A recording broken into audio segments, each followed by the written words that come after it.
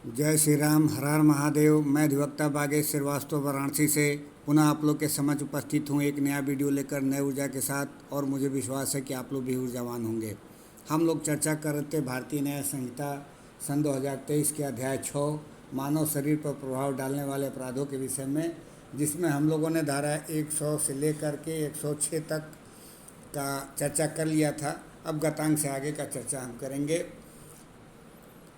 चर्चा शुरू करने से पहले मेरा निवेदन है कि यदि आप मेरे इस चैनल पर नए हैं तो कृपया सब्सक्राइब ज़रूर कर लें, बेल आइकन पर क्लिक कर दें, ताकि जब भी मैं कोई वीडियो अपलोड करूं तो आपकी सूचना तुरंत मिल जाए आपको। और अधिक से अधिक लोगों को शेयर करें ताकि अधिक से अधिक लोग इसका लाभ ले सकें। आते हैं विषय पर। धारा 107 कहता है abetment of suicide of child और पर्सन ऑफ अनसाउंड माइंड, अर्थात शिशु या विकृत व्यक्ति की आत्महत्या का दुष्प्रेरण। मतलब कोई ऐसा व्यक्ति है जो 18 साल से कम उम्र का है या अनसाउंड माइंड है, विकृत है, उसको कोई व्यक्ति दुष्प्रेरण द्वारा उत्प्रेरित करता है कि वो अपना आत्महत्या कर ले, तो उसके लिए दंड का प्रावधान धारा 107 में दिया गया है।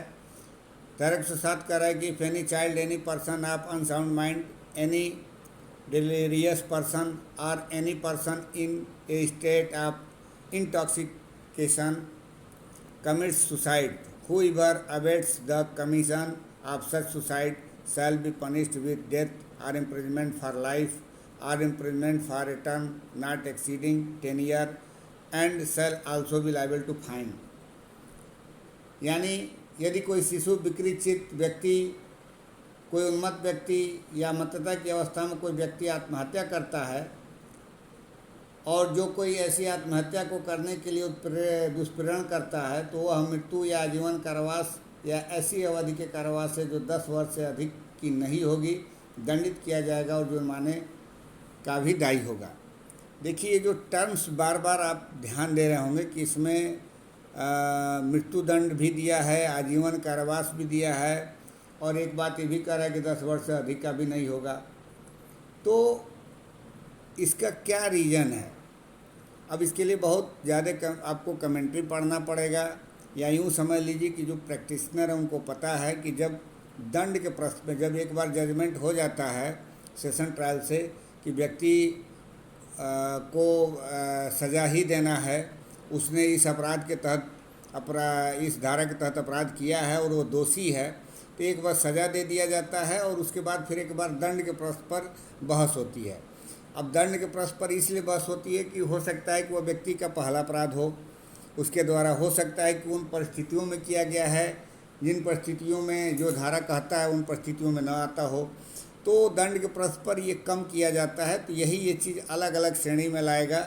अगर जो दंड के प्रश्न पर सुना गया और न्यायालय निष्कर्ष पर पहुँचता है कि नहीं, इसको मृत्युदंड ही देना है, तो मृत्युदंड दिया जाएगा। फिर आगे हम वीडियो में देखेंगे, जब भारतीय नागरिक सुरक्षा संहिता जब पढ़ेंगे तो उसमें भी देखा जाएगा कि जब किसी व्यक्ति को आजीवन कारावास दिया जाता है या मृत्यु दंड दिया जाता है, तो जिन मामले में मृत्यु दंड दिया गया है और आजीवन कारावास दिया जाता है, तो उसमें न्यायालय द्वारा विशेष कारण लिखित किया जाएगा जजमेंट के, क्यों वह जो है मृत्यु दंड न देकर के आजीवन कारावास दे रहा है, या यदि मृत्युदंड दे रहा है तो वो किन परिस्थितियों में दे रहा है, वो सब कुछ लिखा जाता है। कारण, विशेष कारण लिखना पड़ेगा, क्योंकि दंड के प्रश्न पर सुना जाता है और सुनने के बाद फिर न्यायालय निष्कर्ष पे पहुंचता है कि उसको कौन सा दंड दिया जाए। तो यहाँ 3 प्रकार के दंड हैं। अब इसके बाद आते हैं धारा 108 अबेटमेंट ऑफ सुसाइड। देखिए, जो ऊपर की धारा थी वो एक विशेष व्यक्ति विशेष के संबंध में था, जो विकृत है, शिशु है या उन्मत्त है, उसके श्रेणी में था। यहाँ क्या है कि किसी भी व्यक्ति के बारे में बात कर रहा है जो कि वयस्क हो। If any person commit suicide whoever abets the commission of such suicide shall be punished with imprisonment of either description for a term which may extend to 10 year and shall also be liable to fine. यानी कि जो धारा 107 में नहीं आते हैं, जो वयस्क की श्रेणी में हैं, जो स्वस्थ चित्त हैं, अगर जो उनको कोई व्यक्ति दुष्प्रेरण करता है आत्महत्या करने के पर्पज से, और वह व्यक्ति आत्महत्या कर लेता है, तो उसको 10 वर्ष तक का सज़ा होगा और जुर्माना से भी दंडित किया जाएगा। यदि कोई व्यक्ति आत्महत्या करता है तो जो कोई ऐसी आत्महत्या का दुष्कर्म करता है वह दोनों में से किसी भांति के कारावास से जिसकी अवधि 10 वर्ष तक की हो सकेगी दंडित किया जाएगा और जुर्माने का भी दायी होगा। अब जो कॉमन धारा हम लोग देखा करते थे भारतीय दंड संहिता में 307 और 308, अब वही बात आ गया है। यहाँ पे धारा 109 में इक्वावेलेंट 307 को समाहित किया गया है, कुछ इसमें जोड़ा गया है, जैसे आप देखेंगे उपधारा 2 में, और धारा 110 में जो वहाँ पे 308 था attempt to commit culpable homicide, उसको समाहित किया गया है धारा 110 में। इसमें कोई बदलाव नहीं आया है। आगे जो है एक धारा 111 है जो कि ऑर्गेनाइज क्राइम के बारे में बताता है, तो इसको हम लोग एक एक करके देख लेते हैं कि इसमें क्या नया है और क्या बदलाव किया गया है। अटेम्प्ट टू मर्डर, धारा 109, whoever does any act with such intention or knowledge and under such circumstances that if he by that act caused death he would be guilty of murder shall be punished with imprisonment of either description for a term which may extend to 10 years and shall also be liable to fine, and if hurt is caused to any person by such act the offender shall be liable either to imprisonment for life or such punishment as is herein before mentioned। अब उपधारा 2 कह रहा है कि when any person offending under subsection 1 is under sentence of imprisonment for life he hurt is caused be punished with death or with imprisonment for life which shall mean the remainder of the person's natural life। देखिए उपधारा 1 जो है सामान्य बात करता है और उपधारा 2 कहता है उस परिस्थिति की कि यदि कोई व्यक्ति आजीवन कारावास से दंडित किया गया है और उस कारावास को भोगते हुए उस व्यक्ति द्वारा कोई अटेम्प्ट टू मर्डर की बात कर देता है, मैंने कारित कर देता है, तो उसको सज़ा जो होगी वो जितना उसका जीवन काल जो प्राकृतिक जीवन काल तक बचा हुआ है उतने तक का वो सज़ा भोगेगा। अब इसका जो उपधारा 1 कह रहा है उसको देख लेते हैं। इसमें 2 तरह की बातें कही गई, एक तो आदमी बच जाता है तब की श्रेणी में, और दूसरा है कि उसको चोट लगता है तब भी बच जाता है तब की श्रेणी में क्या होगा। यानी कि एक तो ये हो गया कि किसी को अटेम्प्ट टू मर्डर किया गया लेकिन उसको जो है चोट नहीं आई तब की श्रेणी क्या है, और चोट आई तब की श्रेणी क्या है। अब ये कह रहा है कि जो कोई किसी कृत्य को ऐसे आशय या ज्ञान से और ऐसी परिस्थितियों में करता है कि यदि वह उस कृत्य द्वारा मृत्यु कारित कर देता तो वह हत्या का दोषी होता, वह दोनों में से किसी भांति के कारावास से जिसकी अवधि 10 वर्ष तक की हो सकेगी दंडित किया जाएगा और जुर्माने से भी दायी होगा। मतलब और यदि ऐसे कार्य द्वारा किसी व्यक्ति को उपहत्या कारित हो जाए तो वह अपराधी या तो आजीवन कारावास से या ऐसे दंड से दंडित होगा जैसा इसमें इसके पूर्व वर्णित है। अब जैसे आप ध्यान देंगे कि हमने आपराधिक मानवबध वाले में एक उदाहरण दिया था, जो पिछले धारा 102 की बात कह रहे थे हम, जो एक्सलेटर की बात जो हो रही थी कि यदि मान लीजिए कोई व्यक्ति है ए और बंदूक से बी को शूट कर रहा है, जब ही गोली चलाया बी बैठ गया और वो बच गया, तो यहाँ पे अटेम्प्ट टू मर्डर ही होगा, क्योंकि उसका इंटेंशन मारने का था, नॉलेज था, लेकिन भाग्य उसका था कि वो बच गया।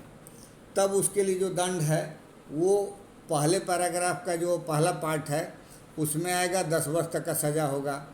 लेकिन दूसरा कह रहा है कि यदि मान लीजिए गोली चलाया और वो बैठा, बैठने की वजह से थोड़ा बहुत शरीर हिला तो उसके कंधे में गोली लग गया, तो कंधे में गोली भले लगा लेकिन मारने वाला का तो इंटेंशन और नॉलेज था कि हम गोली चला रहे हैं और वो व्यक्ति मर जाएगा। तब यहाँ की कंडीशन में कह रहा है कि तब वो आजीवन कारावास हो जाएगा, 10 वर्ष का नहीं रहेगा।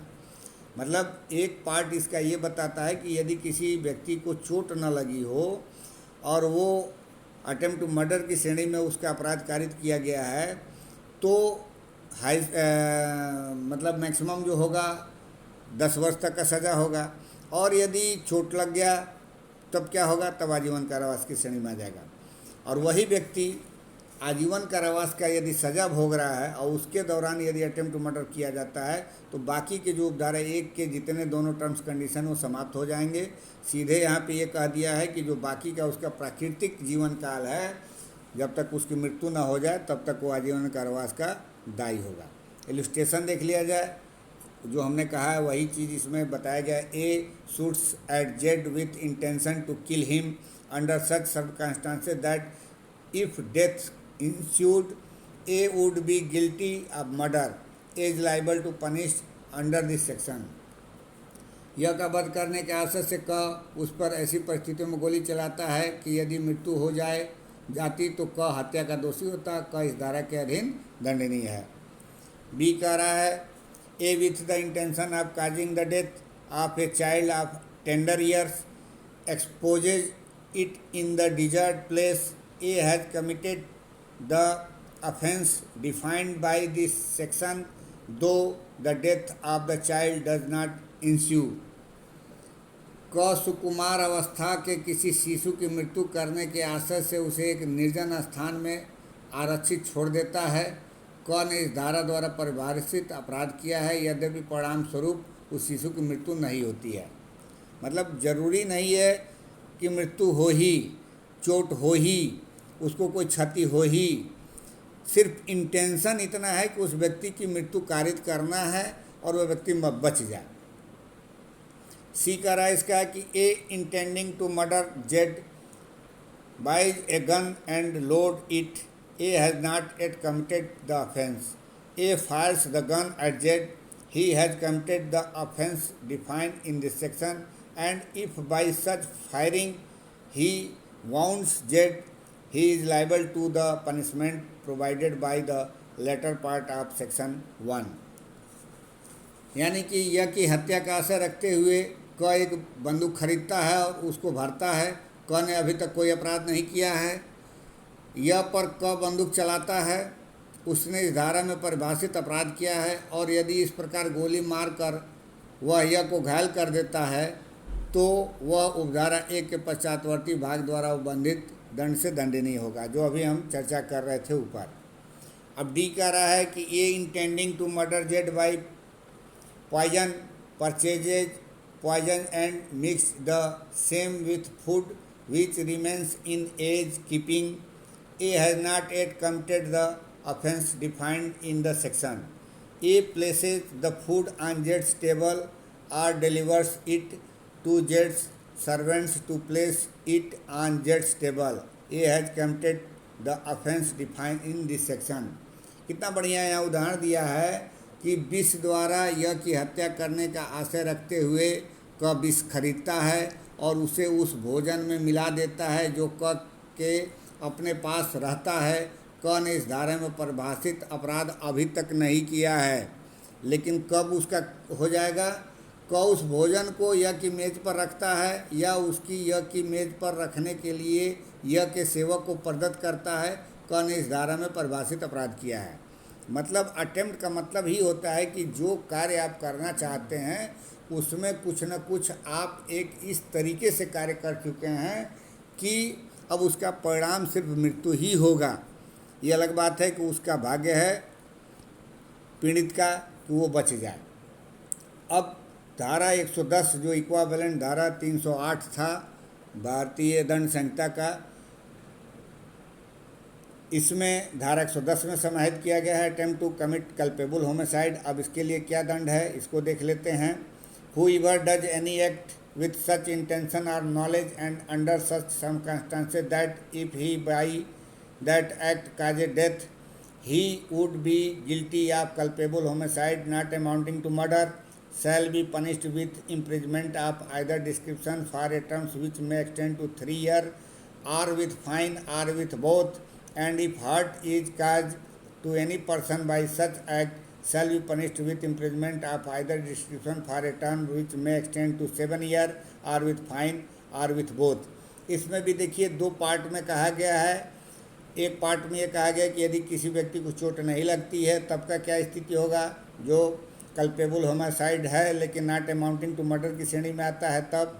और दूसरा कह रहा है पार्ट कि अगर जिसको हर्ट हो जाती है तब। तो दोनों में भी इसको डिवाइड कर दिया गया है। कार्य जो कोई किसी कार्य को ऐसे आशय या ज्ञान से और ऐसी परिस्थितियों में करता है कि यदि उस कार्य से वह मृत्यु कारित कर देगा तो वह हत्या की कोटि में न आने वाला आपराधिक मानववध का दोषी होता है। वह दोनों में से किसी भांति का कारोबार से जिसकी अवधि 3 वर्ष तक की हो सकेगी। यहाँ हर्ट नहीं हुआ तब की स्थिति या जुर्माने से या दोनों से दंडित किया जाएगा। और यदि ऐसे कार्य द्वारा किसी व्यक्ति को उपहति हो जाती है तो वह दोनों में से किसी बात के कारोबार से जिसकी अवधि 7 वर्ष तक की हो सकेगी या जुर्माने से या दोनों से दंडित किया जाएगा।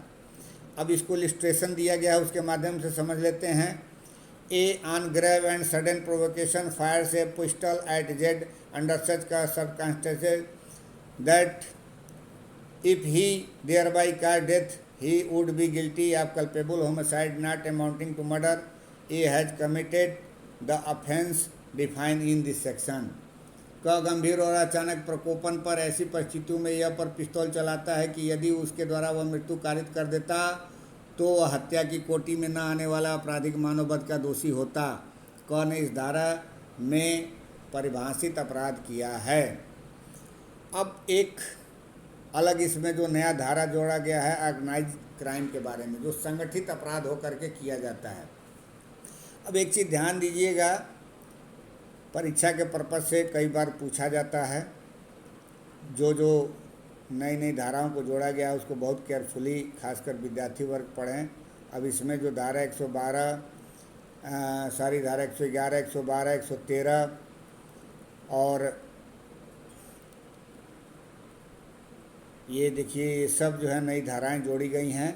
अब इसको हम अगले वीडियो में चर्चा करेंगे क्योंकि वीडियो लंबा हो जाएगा, बड़ा हो जाएगा और आपको पढ़ने में सुविधा होगी। तो जो नई धाराएं जोड़ी गई हैं धारा 111 से लेकर के धारा 113 तक, इसको हम लोग देखेंगे क्योंकि धारा 111 में बताया गया संगठित अपराध के संबंध में और धारा 112 में छोटे संगठित अपराध के बारे में बताया गया है और धारा 113 में आतंकवादी कृत्य के बारे में बताया गया है। तो इसको हम लोग देखेंगे अगले वीडियो में।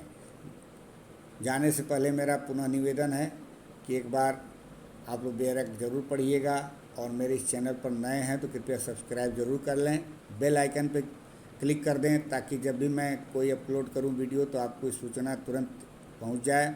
और अधिक से अधिक लोगों को शेयर करें वीडियो ताकि अधिक से अधिक लोग इसका लाभ ले सकें। देखिए ज्ञान कहीं से भी लिया जा सकता है, इसके लिए मैं कभी ईगो नहीं बनाता हूं और मेरा निवेदन है कि आप लोग भी इसको ईगो न बनाइएगा। कृपया वीडियो देखें तो ज़रूर शेयर करें क्योंकि कब किसके काम आ जाएगा कोई नहीं जानता है। और ख़ासकर उसके लिए जो लर्निंग स्टेज में हैं, जिनके लिए अधिनियम नया है और न्यायालय में कहीं न कहीं से वो फेस कर रहे हैं या उनके पास किताब नहीं है और वो ऑनलाइन जुड़े हुए हैं तो उनको ये फ़ायदा हो सकता है। समय ज़ाया नहीं करेंगे, इजाज़त दीजिए। मिलते हैं अगले वीडियो में नए ऊर्जा के साथ। तब तक के लिए धन्यवाद।